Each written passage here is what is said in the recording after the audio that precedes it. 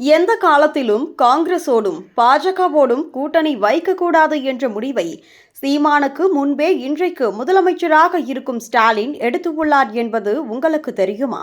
காங்கிரஸ் அல்லாத பாஜக அல்லாத ஒரு மாற்று அணி அமைக்கக்கூடிய முயற்சி அந்த இரண்டு கட்சிகளுக்கும் ஆதரவு கிடையாது, கூட்டணி கிடையாது அப்படிங்கிறது பொதுக்குழு எடுக்கப்பட்ட தீர்க்கமான முடிவு. அப்பொழுது ஏற்பட்ட அந்த கூட்டணியிலிருந்து விலகுவதற்கு என்ன காரணம்? இலங்கையில் தமிழர்கள் படக்கூடிய கொடுமைகள், மீனவர்களுடைய பிரச்சனை, திராவிட முன்னேற்ற கழகத்தோடு பிஜேபி காங்கிரஸ் ஏதோ தொடர்பு வைத்துக் கொண்டிருப்பது போல ஒரு தோற்றத்தை தொலைக்காட்சியினரும் பத்திரிகைகள் துறையிலும் சார்ந்தவர்களும் அதை திட்டமிட்டு செய்து கொண்டிருந்தார்கள். அது உண்மை அல்ல. எந்த காலத்திலையும் இந்திய ஒன்றிய கட்சிகள் காங்கிரஸ் பாரதிய ஜனதாவோட கூட்டு கிடையாது.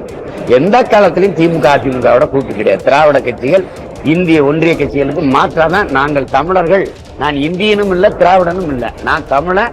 அதனால என் இனத்திற்கு ஒரு கட்சி நாம் தமிழர் என்கிற அடையாளம். எந்த காலத்திலையும் இது செய்ய மாட்டேன். தமிழர்களுக்கு மிகப்பெரிய துரோகம் செய்த கட்சி காங்கிரஸ் என்று அறிவித்ததோடு இனி எந்த காலத்திலும் அவர்களோடு கூட்டணி சேர மாட்டோம் என ஸ்டாலின் பேசியதை எல்லாம் காற்றில் பறக்கவிட்டுதான் இன்று திமுக காங்கிரஸோடு கூட்டணியில் உள்ளது. நாம் தமிழர் கட்சியின் தலைவரான சீமான் தனது அரசியல் பயணத்தில் காங்கிரஸ், பாஜக, திமுக, அதிமுக உள்ளிட்ட எந்த ஒரு கட்சியுடனும் கூட்டணி அமைக்காமல் தனித்து நின்று போட்டியிடுவோம் என்று அறிவித்து இன்று வரை அந்த உறுதியான நிலைப்பாட்டை பின்பற்றி வருவது தமிழ்நாட்டு அரசியலில் அவரது தனித்துவமான இடத்தையும் கொள்கை உறுதியையும் வெளிப்படுத்துகிறது. 2010ஆம் ஆண்டு நாம் தமிழர் கட்சியை தொடங்கிய போது இலங்கை தமிழர் பிரச்சனையை மையப்படுத்தி தமிழ் தேசியத்தை அடிப்படையாக கொண்டு அரசியல் களத்தில் இறங்கிய சீமான் தமிழர் நலன், தமிழ் மொழி, பண்பாடு மற்றும் சுயமரியாதை ஆகியவற்றை முன்னிறுத்தி மாற்று அரசியல் சக்தியாக வளர்ந்து வருகிறார். 2016இல் 1.1% வாக்கு விழுக்காட்டுடன் தொடங்கி 2024இல் 8.19% வாக்கு விழுக்காடு பெற்று மாநில அங்கீகாரம் பெற்ற கட்சியாக உயர்ந்து இருப்பது அவரது கொள்கையில் மக்கள் மத்தியில் ஏற்பட்டுள்ள ஆதரவை பறைசாற்றுகிறது.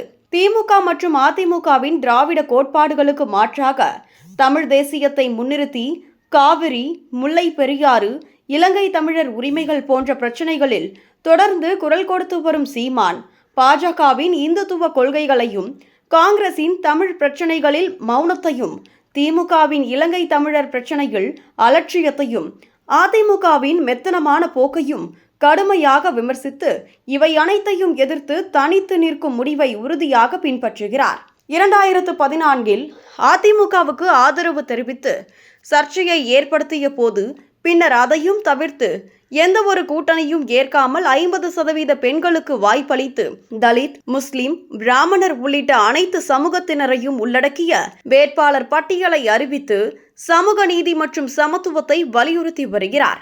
திண்டிவனம் சம்பவத்தில் பட்டியலின ஊழியருக்கு எதிரான அநீதியை மனநோய் என்று கடுமையாக கண்டித்து சமூக நீதி பேசும் திமுகவின் முரண்பாட்டை வெளிப்படுத்திய சீமான் தனது பேச்சுக்களில் தமிழர் உணர்வை தூண்டுவதோடு மின்னணு வாக்குப்பதிவு இயந்திரங்களின் நம்பகத்தன்மை குறித்து கேள்வி எழுப்பி ஜனநாயகத்தை பாதுகாக்க வேண்டியதன் அவசியத்தையும் வலியுறுத்துகிறார்.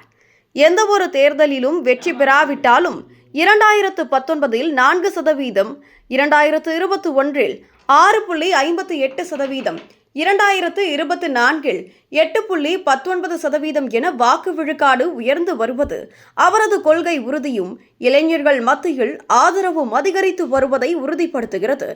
தமிழகத்தில் திராவிட கட்சிகளுக்கு மாற்றாக பாஜகவுக்கு எதிராக தனித்து நின்று போராடுவதற்கு சீமானின் இந்த உறுதியான நிலைப்பாடு அவரது அரசியல் பயணத்தை தனித்துவமாக்கி தமிழ் தேசியத்தின் குரலாக மாற்றியுள்ளது. ஆனால் எதிர்காலத்தில் விஜயின் தமிழக வெற்றிக் கழகம் மற்றும் பாஜகவின் எழுச்சி போன்றவை அவருக்கு சவாலாக இருக்கலாம் என்றாலும் கூட்டணி இல்லாமல் குரல் கம்பால் தமிழர் நலனுக்காக போராடுவேன் என்று அவரது உறுதி அவரை தமிழக அரசியலில் தனித்து நிற்க வைக்கிறது.